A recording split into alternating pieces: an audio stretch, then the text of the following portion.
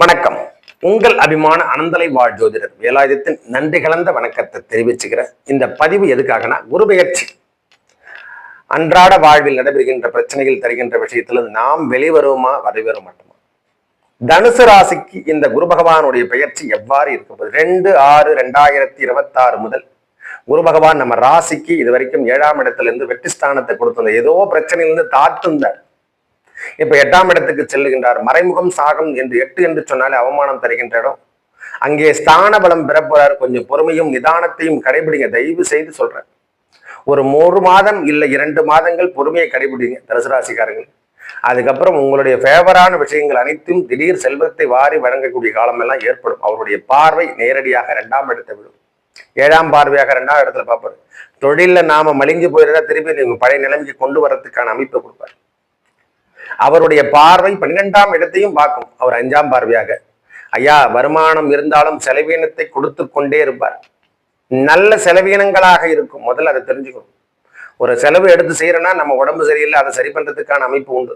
நம்மளுக்கு இதயம் பிரச்சனை, நோய் பிரச்சனை, சிறுநீரக பிரச்சனை, என்னென்ன உடல் சார்ந்த நரம்பு பிரச்சனைலாம் இருக்குது, இடுப்பு வழியில பிரச்சனை இருக்குது.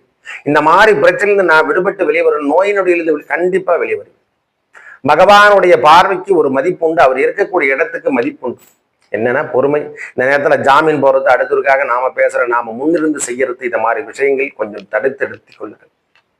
போதும். உங்களுடைய சூழ்நிலையெல்லாம் நீங்க பொதுநலமாக வாழ்ந்ததெல்லாம் போதும்.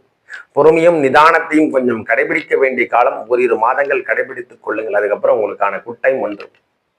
அவருடைய நேரடி பார்வை நம்ம பார்த்துட்டோம். 2ஆம் இடத்துல விடல. தொழில் இதுவரைக்கும் முடங்கி போயிருந்தா திருப்பி ஆப்ரேட் பண்ண ஆரம்பிச்சிருக்கும். நம்மளுடைய வாழ்க்கையில குடும்பமாகட்டும், குடும்பம் சார்ந்த விஷயங்கள் ஆகட்டும், பகையாகட்டும், கணவன் மனைவி உறவாகட்டும், இதெல்லாம் ஓரளவுக்கு சால்வு தருகின்ற அமைப்பாக மாறப்போகுது. அதே போல் அவர் இருந்த இடத்துக்கு 9ஆம் இடத்தை இருந்து பார்வை அவருடைய 4ஆம் இடத்துல பார்க்கும். அவர் 9ஆம் பார்வை 4ஆம் இடத்தை நம்ம ராசிக்கு பார்ப்பாரு. சுகஸ்தானம் வலுக்காம வேணா அந்த இடத்துல சனி பகவான் இருக்கார். கடுமையான தாக்கத்தை அனுபவிச்சுட்டு இருக்கு. வெளிவட்டார தொடர்புல நம்மளுக்கு எதுவுமே சரியில்லை. உடம்பு சார்ந்த விஷயமும் சரியில்லை, மனசு சார்ந்த விஷயங்களும் சரியில்லை. சுகஸ்தானம் என்று சொல்லக்கூடிய கணவன் மனைவி உறவுகளும் சரியில்லை, நம்ம பிள்ளைகளும் சரியில்லை, வீடும் சரியில்லை. எல்லாமே நான் வெளிவட்டாரத்துல தான் இருக்கேன்னு சொல்றேன்னா, அந்த வாழ்க்கை தரத்தை மாற்றி கொடுக்கக்கூடிய அமைப்பு. அங்கே நம்மளுக்கு ஒரு பர்மனெண்டா ஒரு நல்ல ஒரு சால்வான அமைப்பை கொடுப்பாரு.